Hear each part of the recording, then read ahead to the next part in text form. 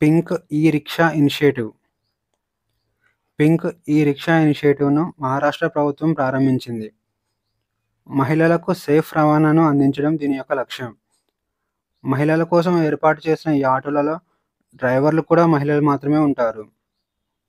Pink e rickshaw ఇనిషియేటివ్‌ను pilot ప్రాజెక్ట్‌గా ముందుగా పూణేలో ప్రవేశపెట్టారు. ఆ తర్వాత ఈ పథకం మహారాష్ట్ర మొత్తం విస్తరించనున్నారు. 20-50 సంవత్సరాలు గల మహిళలు, ముఖ్యంగా వితంతువులు, విడాకులు తీసుకున్న మహిళలు ఈ పథకంలో ఆటో డ్రైవర్లుగా పనిచేయుటకు అర్హులు.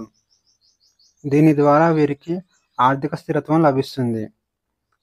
అలాగే ఈ ఆటోను కొనుగోలు చేయడానికి కేంద్ర ప్రభుత్వం 25,000 సబ్సిడీ ఇవ్వగా, మహారాష్ట్ర ప్రభుత్వం 75,000 సబ్సిడీ అందిస్తుంది. లబ్ధిదారులు 10% డౌన్ పేమెంట్ చేయాలి. మిగిలిన 70% బ్యాంకుల నుండి తక్కువ వడ్డీ రుణాల ద్వారా నిధులు సమకూరుస్తారు.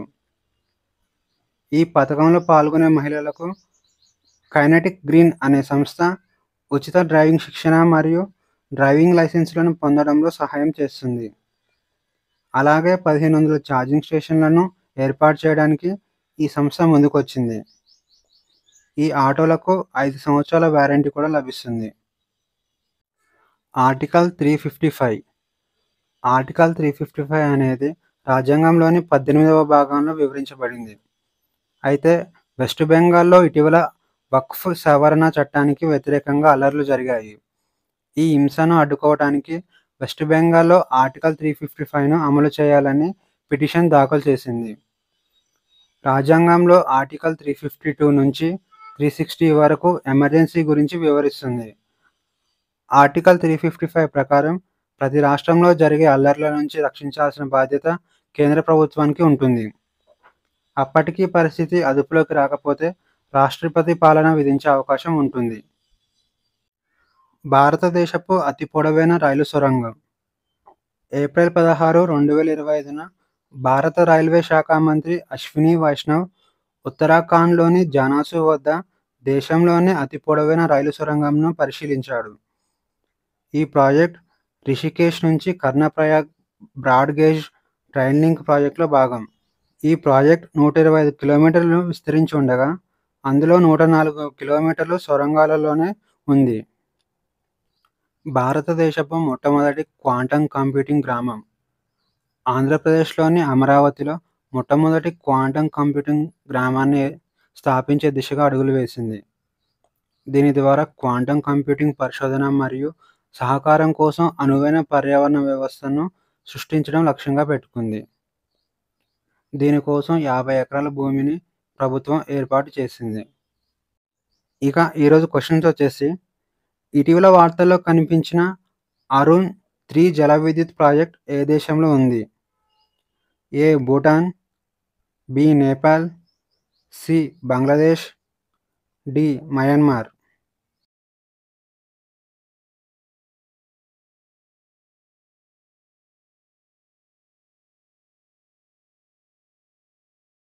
ఆన్సర్ వచ్చేసి ఆప్షన్ బి నేపాల్.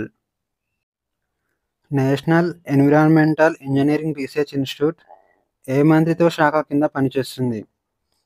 ఏ హోం మంత్రిత్వ శాఖ, బి జలశక్తి మంత్రిత్వ శాఖ, సి సైన్స్ అండ్ టెక్నాలజీ మంత్రిత్వ శాఖ, డి పర్యావరణ మంత్రిత్వ శాఖ.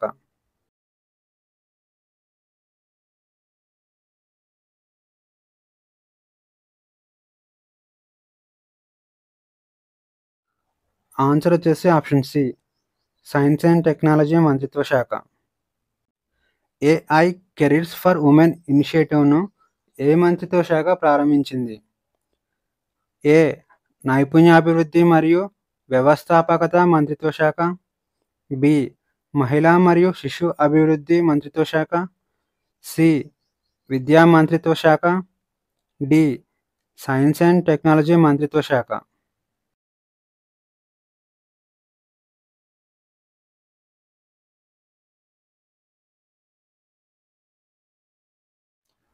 ఆన్సర్ వచ్చేసి ఆప్షన్ ఏ నైపుణ్యాభివృద్ధి మరియు వ్యవస్థాపకత మంత్రిత్వ శాఖ. ఏప్రిల్ 2025లో మహిళా సాధికారిత కోసం పింక్ ఈ రిక్షా పథకాన్ని ఏ రాష్ట్ర ప్రభుత్వం ప్రారంభించింది? A. Gujarat, B. Kerala, C. Rajasthan, D. Maharashtra.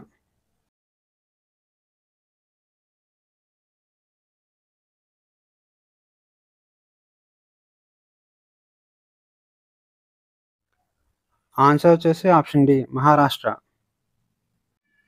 వరదల కారణంగా వార్తల్లో నిలిచిన కిన్షాసా నగరం ఏ దేశ రాజధాని? A. Nigeria, B. Sudan, C. Democratic Republic of Congo, D. Zimbabwe.